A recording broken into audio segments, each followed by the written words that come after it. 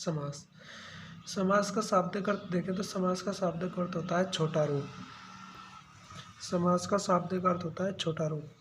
जैसे कोई हमारे पास कोई शब्द था गगन को चूमने वाला, तो इसको हमने एक छोटा रूप दे दिया गगन चुम्बी।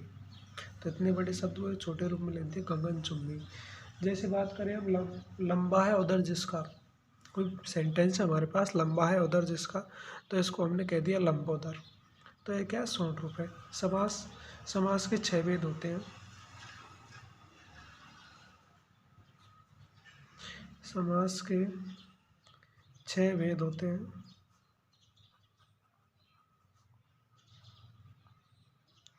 जो निम्न है। समास के निम्न 6 भेद होते हैं। कर्म अव्ययीभाव समास, तत्पुरुष समास, कर्मधारय समास और द्विगु समास, द्वंद्व समास और बहुब्रीहि समास। ये 6 समास होते हैं। अब इनको हम एक एक करके पढ़ते हैं, इनको पहचानने का शॉर्ट पढ़ते हैं। जिस अव्ययीभाव समास, पहला समास पढ़ेंगे हम अव्ययीभाव समास। अव्ययीभाव समास क्या होता है? जिस समास में पहला पद अव्यय होता है उसे अव्ययीभाव समास कहते हैं। और इसकी पहचान रहती है कि जिन शब्दों के पहचान चिन्ह की बात करें तो पहचान चिन्ह में भी होते हैं जिन शब्दों के प्रारंभ में उपसर्ग जुड़े हुए वो सभी क्या है अव्ययीभाव समास के अंदर आएंगे। तो क्या हुआ अव्ययीभाव समास क्या है? वह समास जिस समास में पहला पद अव्यय हो। क्या हो? अव्यय हो, अव्ययीभाव समास कहलाता है। क्या कहलाता है? अव्ययीभाव समास कहलाता है। अव्ययीभाव समास कहलाता है। पहचान की बात करें तो इनकी पहचान क्या होगी? इनकी पहचान होगी जिन शब्दों के प्रारंभ में उपसर्ग जुड़े हों। जिन शब्दों के प्रारंभ में उपसर्ग हो।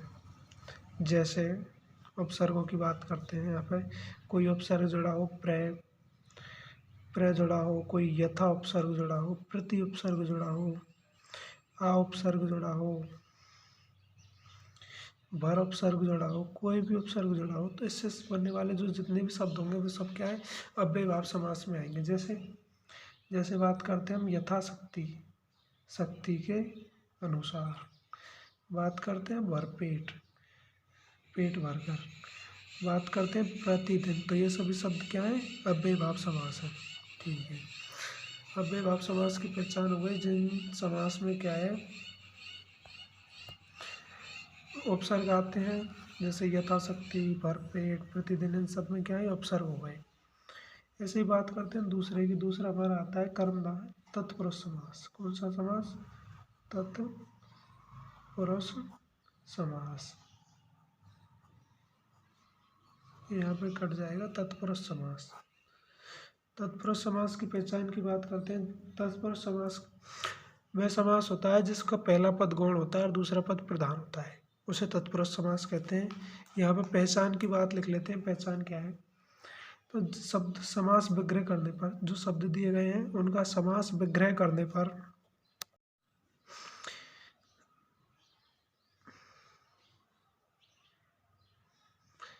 समास दिए गए समास का विग्रह करने पर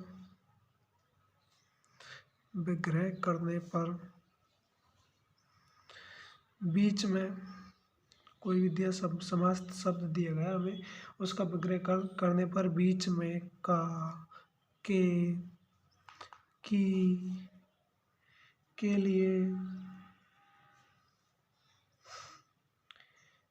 लिए आदि शब्द निकले। आदि शब्द निकले, वहाँ पे क्या होता है तत्पुरुष समास होता है। जैसे रंगमंच, बनवास। और बात करते हैं हम नेत्रहीन। जैसे बनवास, यहाँ पे कैसे इस बनवास शब्द लिया हमने, इसका समास विग्रह करके देखते हैं। बनवास क्या हुआ है? बन के लिए बास, वन के लिए बास। तो यहाँ पर हमारे आगे कारक चिन्ह आ गए के लिए, मतलब तत्पुरुष समास में क्या आता है, हमारे कारक चिन्ह आते हैं बीच में। शब्द का समास विग्रह करने पर हमें क्या प्राप्त होते हैं, कारक चिन्ह। ये इसकी पहचान हो गई तत्पुरुष समास। अगला है हमारा कर्मधारय समास। कर्मधारय समास की पहचान है जिस शब्द में पहला पद विशेषण हो और दूसरा पद विशेष्य हो, क्या होता है, कर्मधारय समास कहलाता है। इस समास की पहचान करने के लिए हमारे पास क्या है, कोई भी शब्द होता है उसमें कैसे लगाकर समास की पहचान की जाती है।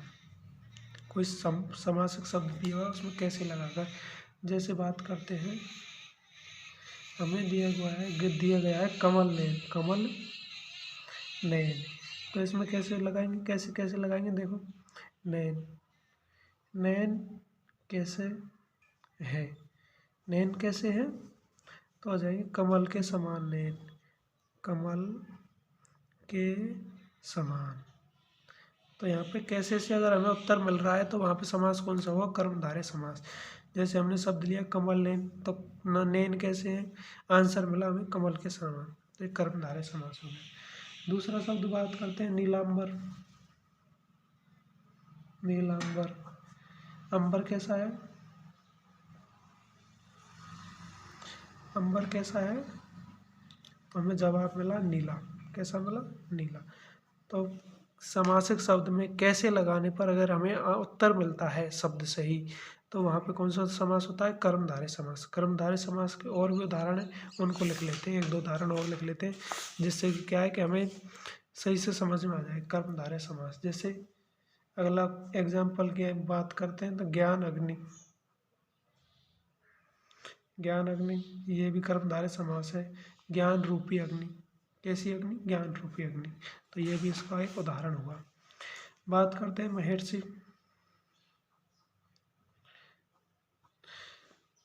महान है जो ऋषि, महर्षि, ये शब्द इससे आ गए। अगले की बात कर, अगला समास है हमारे पास द्वंद्व समास। द्वंद्व समास क्या होता है, जिस समास के दोनों पद प्रधान हो, वह द्वंद्व समास कहलाता है। इस समास में क्या होता है, दोनों पद समान होते हैं और दोनों पद प्राय एक दूसरे के विलोम भी होते हैं। इनमें योजक चिन्ह आता है और एक योजक शब्द आते हैं, या आता है और आता है। जैसे हमारे पास कोई भी है, जैसे एग्जाम्पल लेके बात करते हैं माता पिता, तो माता पिता ये योजक चिन्ह से जुड़े रहते हैं, और इसको ऐसे भी लिख सकते हैं माता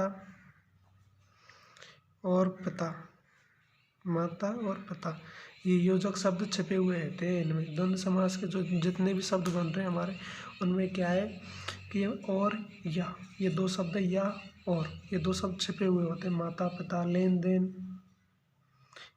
की बात करते हैं तो लेन देन में क्या होता है, लेन और देन, लेन या देन। दाल रोटी, तो यहाँ पर हो जाएगा समास विग्रह दाल और रोटी, ये सभी उदाहरण है हमारे द्वंद्व समास के। अगला समास पढ़ते हैं हम द्विगु समास। अगला समास हमारा द्विगु समास। द्विगु समास क्या होता है, जिस समास में पहला पद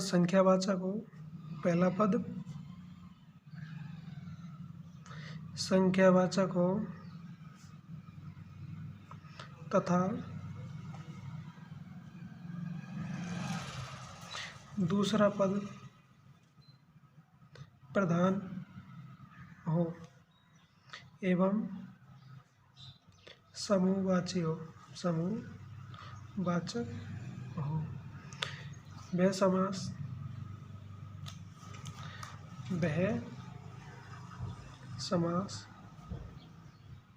द्विगु समास कहलाता है। वह समास द्विगु समास कहलाता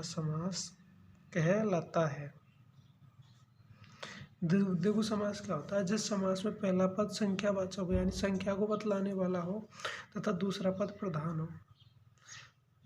प्रधान हो एवं समूहवाचक हो, वह द्विगु समास कहलाता है। जैसे बात करते हैं हम पंचवटी, पंचवटी। तो पंच ये शब्द तो संख्यावाचक है और बटी यहाँ पे प्रधान शब्द है, तो ये क्या लिखेंगे? 5 वृक्षों का समूह। क्या है? 5 वृक्षों का समूह, पंचवटी हो गया। बात करते हैं चौभाषा। ये संख्यावाचक हुआ है चौ, तो 4 महा का समूह क्या कहलाता है? चौभाषा। बात करते हैं नवग्रह।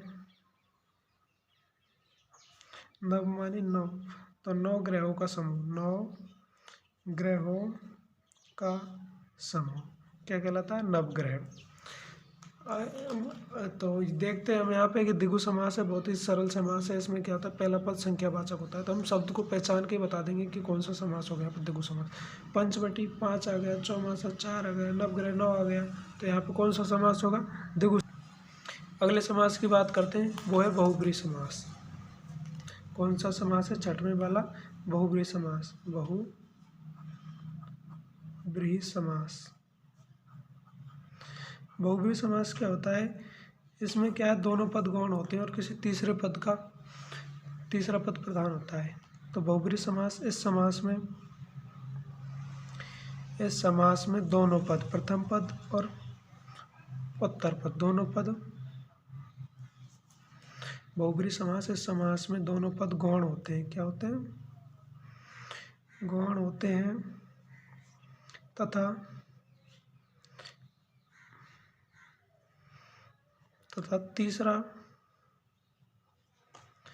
तीसरा पद प्रधान होता है। यहाँ पे बात की जा रही है कि जो बहुब्रीहि समास है, इस समास में दोनों पद होते हैं, पूर्व पद और उत्तर पद, दोनों ही पद गौण होते हैं। एक अन्य पद होता है, तीसरा पद जो प्रधान होता है। जैसे बात करते हैं हम लंबोदर, एग्जाम्पल से समझते हैं। लंबोदर, तो यहाँ पे पहला शब्द है लंबा प्लस उदर, लंबोदर। यहाँ पे ना तो पहला ही शब्द प्रधान है, ना दूसरा शब्द प्रधान है, यहाँ पे शब्द प्रधान है। यहाँ पे इसका अर्थ होगा लंबोदर, लंबा है उदर जिसका, लंबा है उदर जिसका। कौन है? गणेश। तो यहाँ पे लंबोदर में लंबोदर प्रधान नहीं होकर गणेश एक तीसरा पद है, गणेश एक तीसरा पद है जो प्रधान है। बात करते हैं नीलकंठ। नीलकंठ, नीला है कंठ जिसका, नीला है कंठ, नीला है कंठ जिसका। कौन है? भगवान शिव। तो यहाँ पे नीलकंठ शब्द प्रधान नहीं होकर कौन सा प्रधान है? शिव। तो वह शब्द जिनमें शब्द प्रधान नहीं होकर उसका अर्थ प्रधान होता है, वहाँ पे बहुब्रीहि समास होता है। नीलकंठ, शूलपाणी। एक और उदाहरण लेके देखते हैं, शूलपाणी। शूल है जिसके पाणी में, शूल है जिसके पाणी यानी हाथ में, शूल है जिसके पाणी का मतलब क्या होता है? हाथ। तो शूल है जिसके हाथ में, कौन हो गए? भगवान शिव। चतुर्भुज,